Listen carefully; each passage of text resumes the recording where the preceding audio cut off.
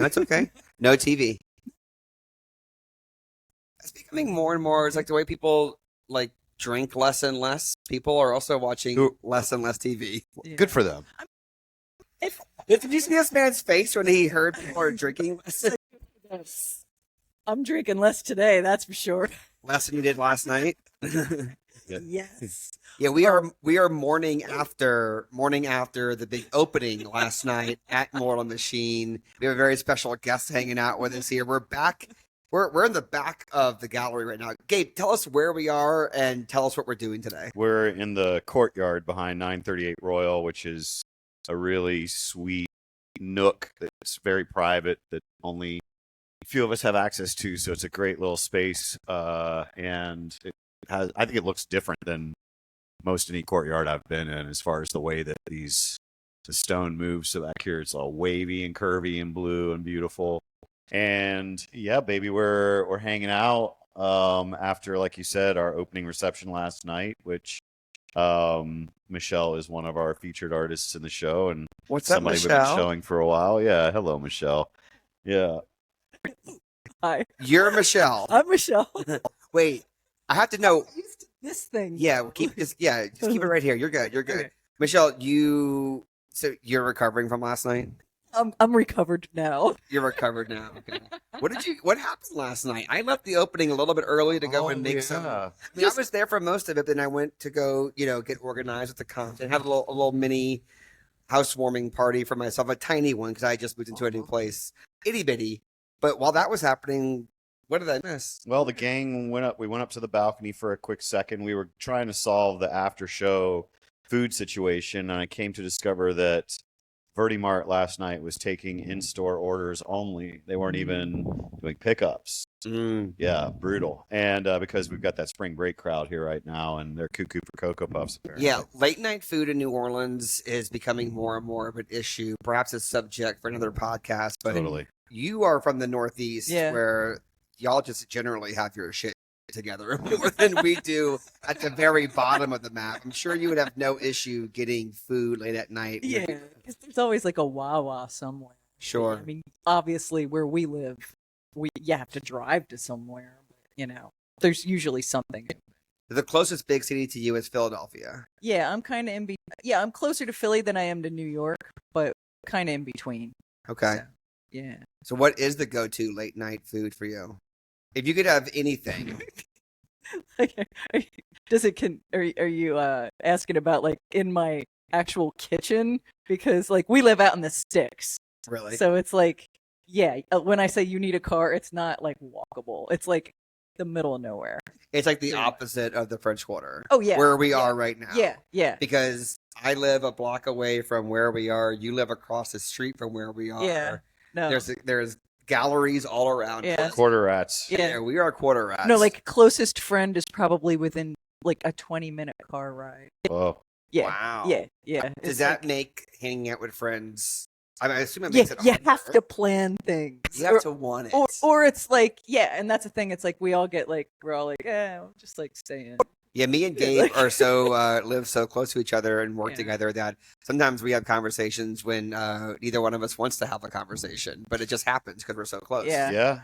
It's the opposite of what goes on. Oh yeah, it's totally like isolation. Like I could go for like weeks without seeing somebody, for real, and it's like it's just probably not good. Well, you might experience this more than I do because sometimes you're in your studio just painting for days. Yeah, I can lock myself away from the world and be completely entertained for quite a long time. That's very true. I got a lot of conversations with myself most of the time.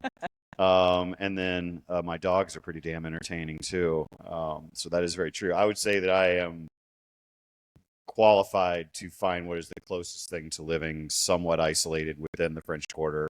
If something like that does exist, I think I'm pretty good at it. Yeah, best of both worlds. Yeah. Best of both worlds. Yeah. Okay, so how did we feel about the show last night? It was fun. Yeah, cool. Good. Yeah. Yeah, good time. Really good looking show. Yeah. Yeah. Looked awesome. Yeah. We had a lot of fun too. I mean, we ended up at Turtle Bay. It was a really fun group. Y'all went to Turtle Bay That was last the night? option, baby. Yeah. Yeah. I just followed everybody around. I Yeah. don't know where we're going. I love that. I love that. Well, I want to know more about what how the show came together last night, Gabe, Mm-hmm. and what you love about Michelle. Obviously, you want to touch on that, but yeah, Yeah. let's get into the art. Sure. Yeah. I mean, we first started working with Michelle in 2020 when COVID. we first had the gallery located in an apartment during the shutdown. And I believe, if I remember correctly, the first thing that Michelle did with us was a show that we had towards the tail end of 2020 that was called GTFO 2020. And I think we had like 2 pieces from you in that. Yep. And just really, really liked the work, really liked working with Michelle. And I'm pretty sure every year since then we've done at least like 1 or 2 things usually. Yeah. Yep. Yeah. And so yeah, I've been able I don't know how many off the top of my head shows we have done that have not been Miami, but I want to guess somewhere around 4-ish for it right now, 4 to 5 at least. Yeah. Yeah.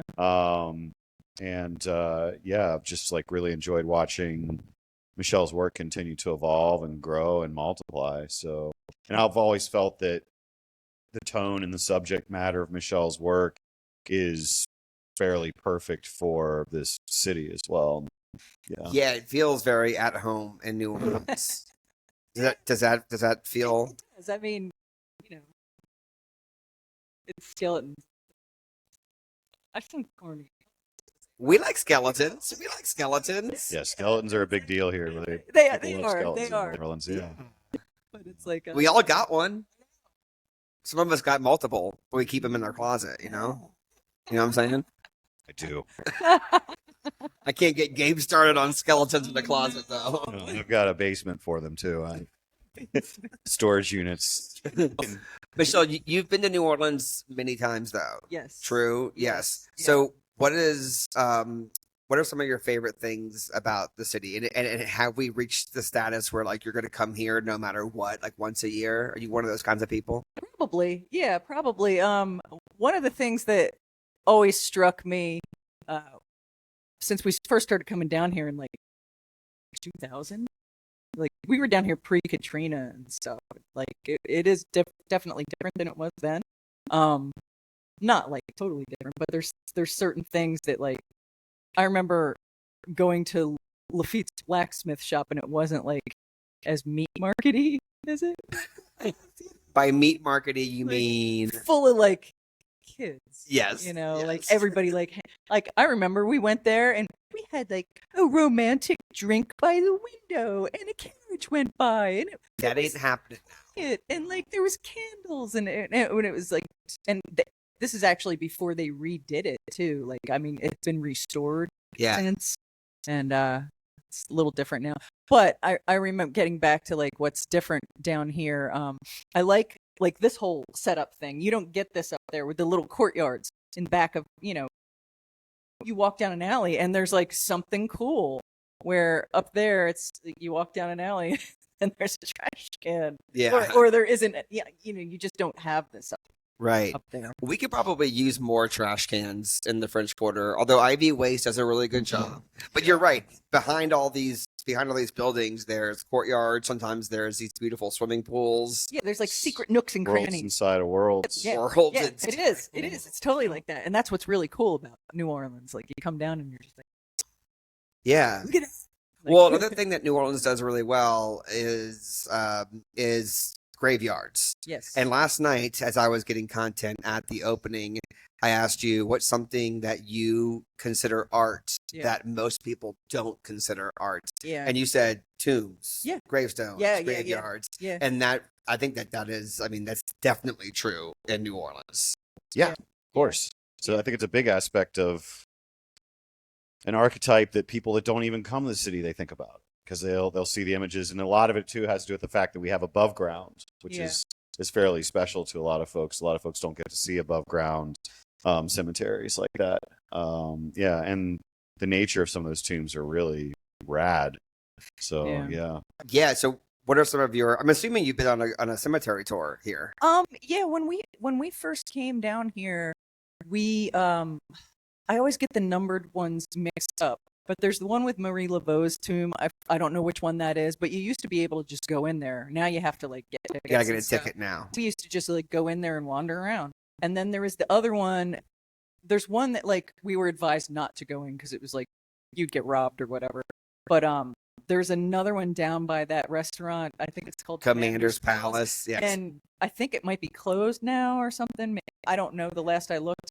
Yeah, I'm not sure either. But it's a whole industry now. And it wasn't before. And there's people who set up and sell snacks and drinks out. Oh. I mean, it's a whole industry. I didn't know that. I gotta say, I'm saying that like in a chill way. I don't think it's like Disney-fied. I think it's still very respectful. No. But there is, Yeah. But you're right. You can't just walk into them. Yeah. There's some that you can though. There's some in Saint Rock. You Yeah. can just walk in.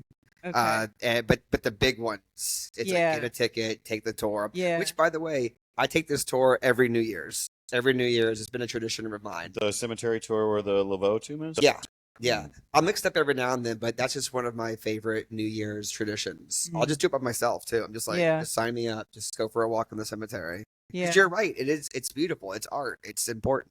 Oh, Well, yeah. You know why they closed the tours originally. Now you have to take a guide is because a chunk of years ago, some folks painted Marie Laveau's tomb all pink. Oh, God. Because pink is like a voodoo power color, and they thought they were doing it as like a testament or a tribute to, and that was kind of like the final straw. Because if you remember, before they made it a tour guided only situation, when you would walk up to Marie Laveau's tomb, there were always all those numerous X's. Yes. People leaving their hair ties and pennies and all kinds of things like that, which since they now have the guided situation at that cemetery, if you go over to the house, that's St. Anne, just past Rampart and St. Anne, a few doors up is the house that Marie Laveau passed away in, and people leave all the hair ties and the X's now on the outside of that house. But yeah, that's why supposedly they made it a guided tour, because her tomb was having so many people interact with it so much. Yeah. What do we think about that? Because there's a part of me that thinks like, okay, like it's disrespectful theoretically, but also if you are paying tribute to something, like what's the line? I don't know. I think it really depends on the situation. Like if there's somebody who is paying a tribute and they are into that and they are being respectful and like say, they leave a token and they don't like deface the thing. But then you get a bunch of yahoos that don't really know what's going on and they're just like, I'm going to do it too because it's cool. And then, they do all kinds of stupid shit. Yeah. That end up ruining things. Copycats always ruin things. Yeah. Yeah. Right? People who are like, that looks like cool, that looks fun. I'm gonna do a bastardized version of it. Oof. Copy of a copy of a copy. Every tradition I can think of throughout humanity. Yeah. Yeah, but well, I mean, Marie Laveau is like a magic rock star. So folks don't know how to act when they interact with something that is so close to something that in their minds, at least in their imaginations, and historically burned so bright.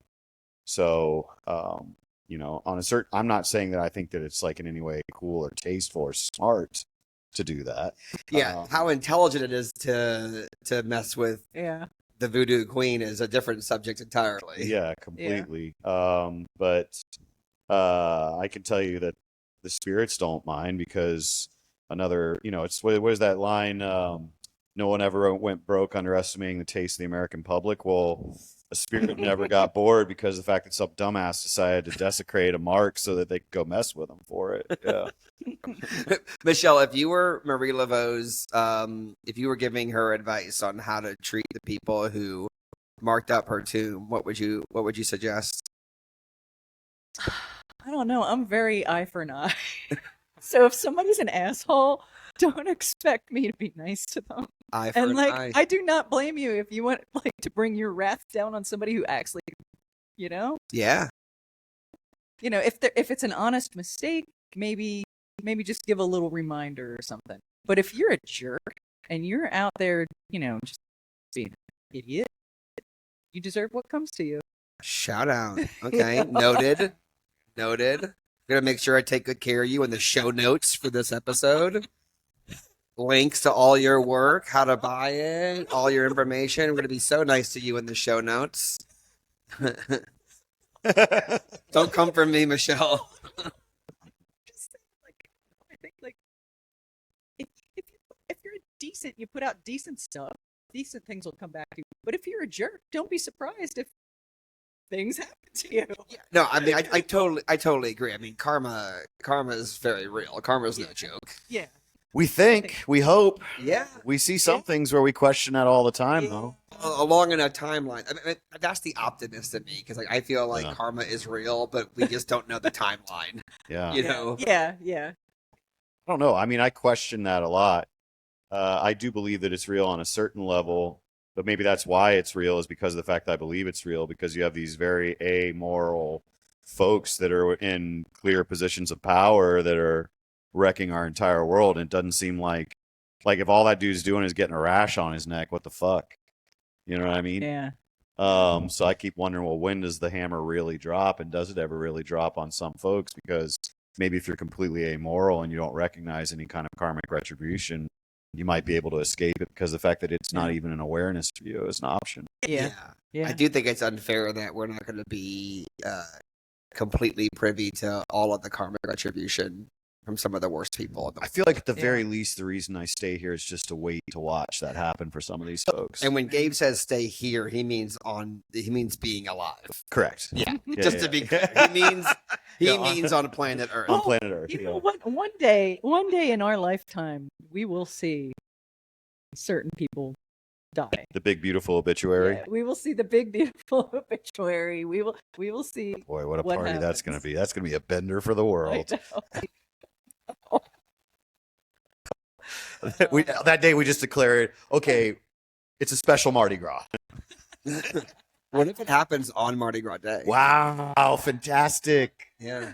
Oh my God. I wish it would happen on the Friday before Mardi Gras. Yeah, then We could lean all the way. Yeah. Yeah. Just like, wow, what a way for the world to heal. Yeah. Oh, man. Have you been to a Mardi Gras? No, I have not. A couple of years ago, we were here in January, and we did see like some of the big, like the starting parades. We saw the one that's really famous for being like very like raunchy, I guess. Voodoo. Yes, that's the one that we saw. And I remember Passes right in front of the gallery every single year. Yeah. We saw that, and that was a lot of fun. And I think there was like another thing, but I could have gotten it mixed Probably up. delusion. Yeah, I don't know, because I mean, I'm not from here. I Yeah. don't know what goes on, but I like to watch it. It was fun. Yeah. Mardi Gras is a formidable experience. Formidable indeed. Yeah. Formidable indeed. Yeah, that's the word I would use for Mardi Gras. Mardi Gras is formidable. Yes. Yeah. So, Michelle, what's next on deck for you, art world wise? Are you going to any other shows? Doing any festivals? What's next for you? Yeah, I have a show in the end of the summer, beginning of September. I have a show. Can I say where? Or... Yeah. I don't Why know. I'll send them a bill. Just kidding. JK. Show up in Philadelphia. Uh-huh. I won't like say where. Home turf ish. Although Cool. I don't think I got Philly that much. I Yeah. used to when I was a kid, but now I'm old and I don't want to like drive anywhere. Yeah. Like, I hate driving down there. Well, it takes you 20 minutes to get to your mailbox It does. It does. Basically. where all your friends live inside your mailbox. It's all of my one friends and my cats. Yes.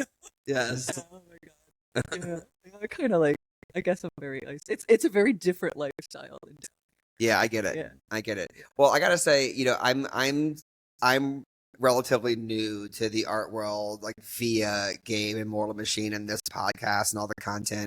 And out of all the people I've seen, all the work I've seen, from the Mortal booth at Scope and in the gallery, I feel like your work is some of the most New Orleans feeling work that has been in the gallery. I mean, that's my impression. Yeah, I'd agree with that. And so that feels really cool, like a fun connection for you to a city like this. Yeah, my work fits in really.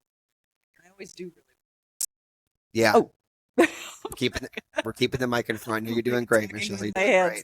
great. Yeah, I always do well down here, and I just the subject matter that I deal with, a lot of people, don't understand it or whatever, but down here people do, and I think down here people expect to see things like that.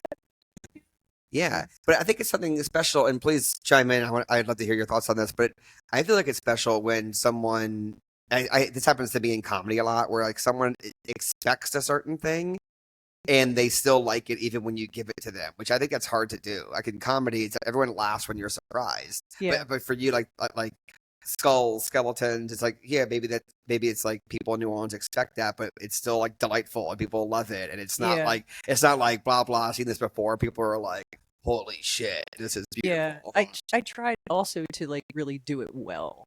Yeah. Yeah, that's what I was about to say. When you're the best at something, it really doesn't matter if everybody else is doing it. Cha-ching. There you go. Sorry. No, that's great. When you're the best at something, it doesn't matter what anyone else is doing. Yeah. That's incredible. I mean, that's kind of the attitude I try to take every day with what we're engaging in.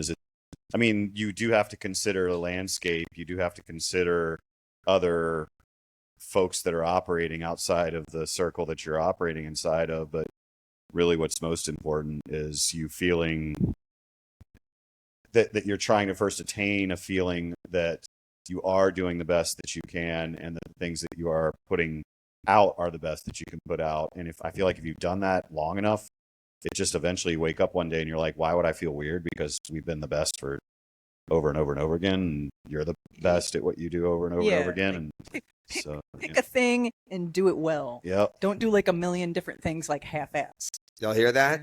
Our job as artists, as people, as business owners / artists or whatever, we have to keep the main thing the main thing. Correct.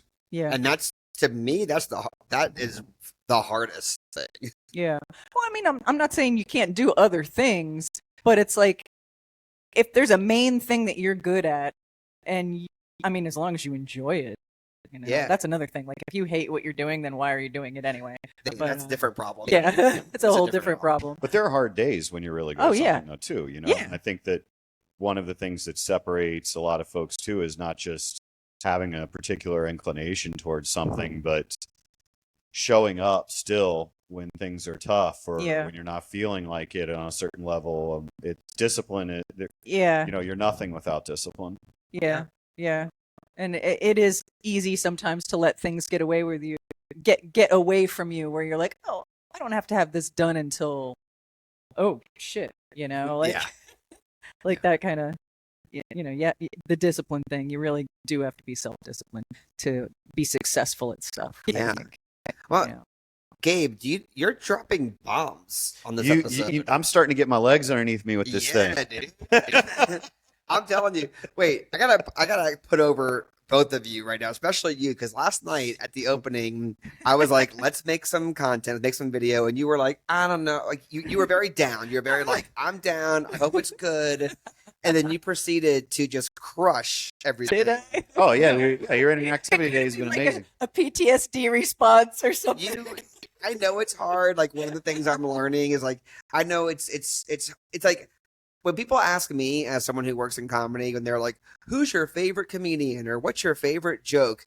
Those are awful questions. Yes. And I'm like, as we've been doing this, I'm like, what are those questions in this world? Yeah. And there are, I think there's a lot of them, Oh yeah. And so I understand and tremendously respect how difficult it is to talk about your arts, because it's almost like, I made it. That's it. Like, that's like, you look at it and buy it and admire. Like I don't know what do you, but you found like compelling ways to talk about the works last night. It's all on the Instagram and YouTube for the Mortal Machine accounts, so you can go see it on there. But I just thought you did a really great job with that.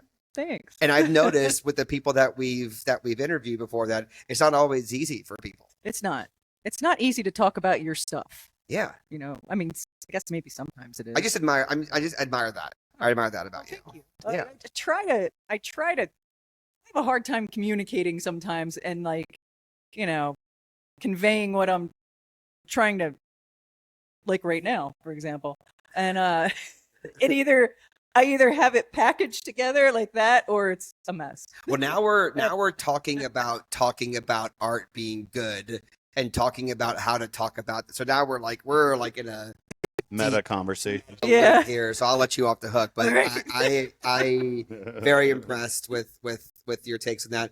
And yeah, Gabe, Gabe, what did you just say? You're finding your legs? I guess so. I'm getting my sea legs out here. Yeah, I signed up for the role. Now I'm playing it. Yeah, dude. Yeah. Yeah. What to be said? Yeah, we'll see how we do tomorrow on your stage. But Dude, yeah, that's right. You're going to be on stage for Open Mic from Hell, That's which right. is, it's in the Mortal Machine family of content. We do this big comedy show. You and Bobby, who also works for the galleries, often there, and you're going to be part of it. You're going to be one of the first people to do the show twice. Did you know that? That's exciting. Very few people have Wow. been on the panel twice. Okay. Yes. Yeah, pretty soon I'm gonna be like Ryan Gosling on SNL on your show. Yeah. When you say Well, some he's- say you're the Ryan Gosling of New Orleans. Who? Anyway, what were you going to say? When you say he's going to be on the panel, like, are you like a judge? Like, Yeah, what are you doing? so the show has Agent of a Chaos. table with some like notable locals who sit behind it, who interview the comics between their sets and just chime in, provide new challenges, because the show is stand-up comedy plus challenges. Okay. So it's almost like American Idol vibes. They're not judging him. Gabe's not saying like you were the best. Yeah. It's more like roasting or toasting the comics when they're done. How they come back Yeah. with that. It's all in good fun. I It's all see. in good fun. Okay. Yeah. Alright. So you'll be doing that, repping Mortal Machine, and I hear you might be in the audience as well. We're planning Incredible. on checking it out. It's gonna be a family affair It's always for fun. show number 102 at the Toulouse Theater, and this is show like 40, almost 30s.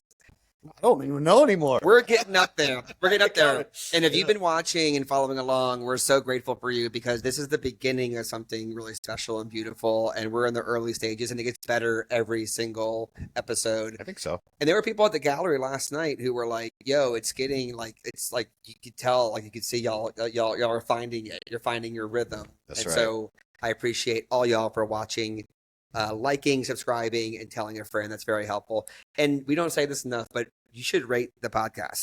Or not, I'm looking at you, but everyone should. You should rate the podcast. It's one of those things. It feels dumb saying it, but when you go in there and just give it 5 stars, it actually is super helpful, and it's a kind thing to do Yeah. for the gallery and for the show. So yeah, with all that being said, thank you, Michelle, for being you. on this episode. Any final words for our audience? No. Yeah, you don't have to. You said it. You said enough. You've said enough. You've been on the spot this entire time. Oh. Michelle, thank you so much. Appreciate you. Thank Gabe, you. how about you? Want to close us out? Yeah, the show Invisible Presence is up through the month on into somewhere around like the first week or so of April. So if you're coming to New Orleans, you can come to 940 and see the show. It's beautiful. We've got a really great selection of Michelle's works. We've got Danny Martin Diaz. We've got Rachel Bridge, Ross Takahashi. And then we also have our Niagara, Detroit pop-up at 938 Royal right now. So there's some really, really cool stuff for people to see if you're coming to the quarter at some point. If you're not, you can go to our website, mortalmachinenola.com. And yeah, buy the damn art, dummies. Like, let's go. Keep buying the art. The art's incredible. There's no reason why you shouldn't like treat yourself and own a piece from us. Thank y'all for watching.